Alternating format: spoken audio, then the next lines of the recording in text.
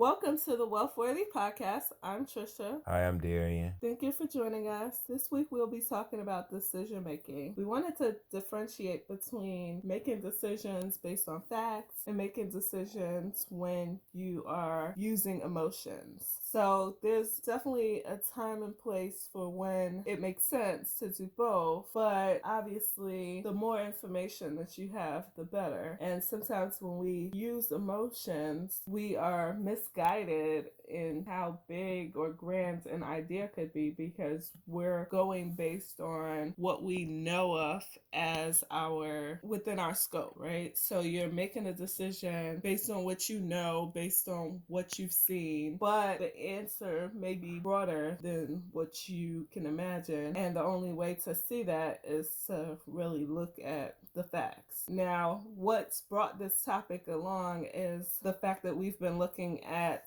the markets and trying to understand how we've seen some of these huge increases over the last few months, right? So tons of people, analysts, have all been questioning whether the market's highs are too high, and the facts are that most people are looking at the facts saying these companies are likely the ones that will continue to grow in the future and have a wider net to widen their margins, to come up with new products, to continue to provide benefits to the broader audience, right? So when we look at companies like Google, Facebook, Tesla, right, those are all companies that we've grown used to, and we wouldn't necessarily want to go back to the old way of doing things now that we've experienced what some of these companies have to offer.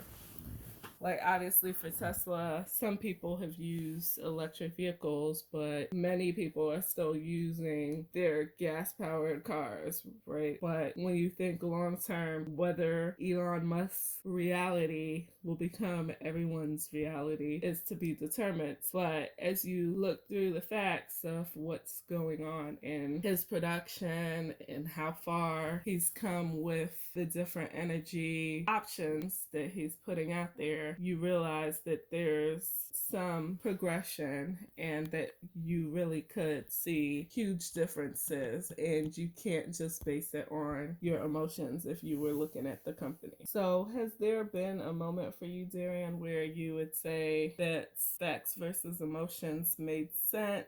Or like, how have you used that in your decision making? I think for me, I always try to go with the fact. I think when you act on your emotions, sometimes you end up making a bad decision because emotions sometimes can have you in an up and down state. So it's like if you invested money in a company and you seen the money that you invested, stock goes down, you may be act on your emotions, be like, well, since I lost so much money, let me just pull my money out of the stock market, right? But I think that would be acting on emotions, which is not good, because just because it dropped today doesn't necessarily mean it's going to stay at a low point. Right. And to that point, I mean, when we think about how much the market fell in March compared to where it is now, the only people who really lost money in the market at this point would be folks who pulled out during that time when they had already realized the loss, right? Like, if you let it sit there, then you would have had the chance to see a rebound. And that's one of the things that people use facts for, to see just how the market continues to go up over time, even though there are tons of ebbs and flows. You see it going up one day and the next day it could be way down. But the reality is that given a longer period of time, you will likely see it move up. But I think in this day and age, one of the considerations is just around what's the newest thing that's coming out. Are people's ideas realistic, or is it completely left field? Especially when we think about things like Bitcoin, where it's looking to completely change the way that we use and think of currency. And so it's hard to fathom because that's not what we're used used to doing. So a lot of what we make decisions around when it comes to emotions is that feeling of what you know versus what the actual changes are in the process. Like right now, we know that using VCRs is no longer as efficient as the processes that we have now with DVR, just with how far those types of technologies have come, and the same thing with other technologies that we've grown used to. Like, we're so accustomed to things that we wouldn't want to go back to the old way of doing them because we've now experienced something that's proven better. And even when there's small inklings of what a change could really look like when we think about how people take chances on things like the iPod and the iPad, right? Like, you had Steve Jobs saying like, oh, this could be huge, people can be carrying it anywhere, and like people doubted it. The iPod was turned down from other companies, and that was based on people looking at the scope of where things are now versus what the facts were saying about convenience. People enjoy convenience. People enjoy being entertained.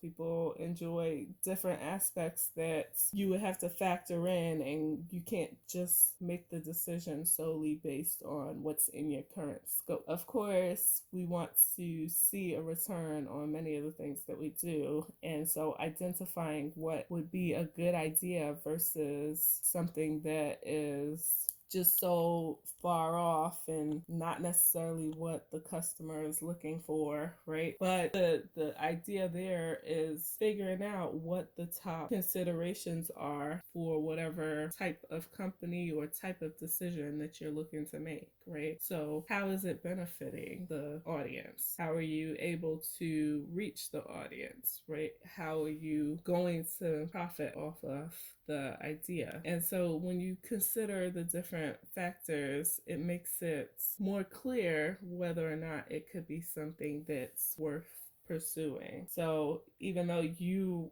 don't see a path right away, if it's possibly solving a problem that people don't know that they have, then it could be something worth saying yes to. And the same thing goes for when we're making decisions in our day-to-day about careers, about family, personal matters, whatever the case. Like, your decision making has to go beyond the scope of what we know today. I just realized that there are a ton of things that people get caught up on, especially when we talk about religion and we talk about how much people are making, right? Like what your social status looks like. It's easy for people to get caught up on those matters, but the thing that matters most is how you're approaching a situation and how there could be added value from the people that you interact with or the career path that you choose. So just try to keep a broad mindset when it comes to things that might be new to you. And of course, when we talk about decision making, there are different levels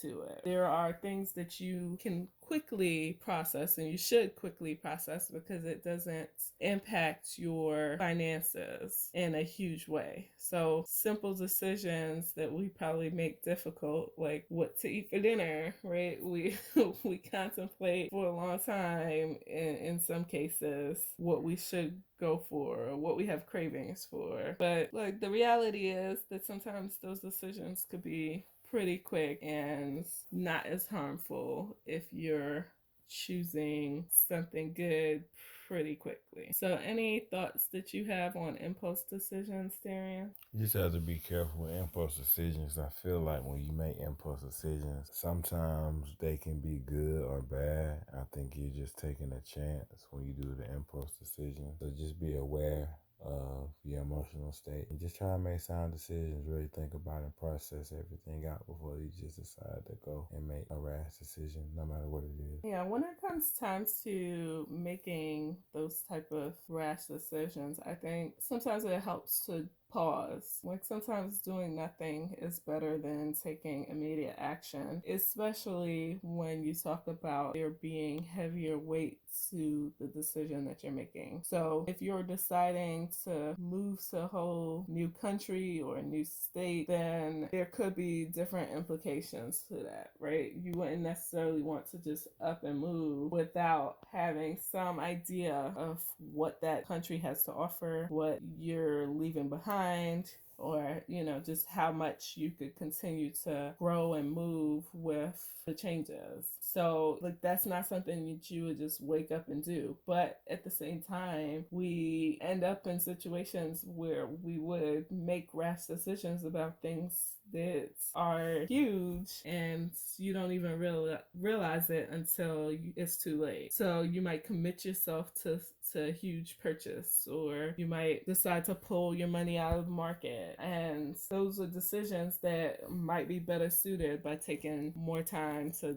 dive in and see whether it's worth it. So the best result there is for you to wait and gather as much facts as you can, look at what your alternatives are, figure out if there's something that could be better for you to do, and then make your decision. Because once you know the alternatives, once you know all the facts, you can make a better decision that'll be less risky to you, because now you understand what it is that you're working with and what to compare it to. I think the risk management aspect of it is huge when you talk about just bringing facts to the table, because you are really able to mitigate what those risks look like. Anything else that you would want to add to the discussion, Darren?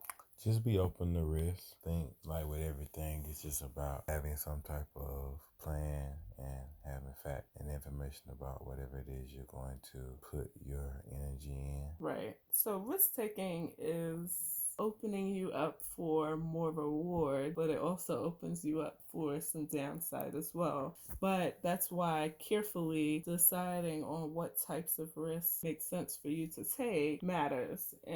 But you can't get to that point without taking some risk. And so the whole process is dependent on you doing the research that it takes to make large decisions and weighing those options. So be safe out there when you're thinking about your options and thinking about what to pursue next, but definitely be open to more risk than you might be comfortable with, right? That's the only way that we continue to grow, is by accepting new concepts, new projects, new things in our lives. And so you really do have to figure out how to balance those. All right, that's it for us this week. Thanks for joining us, and we'll talk to you again later. Bye. Bye.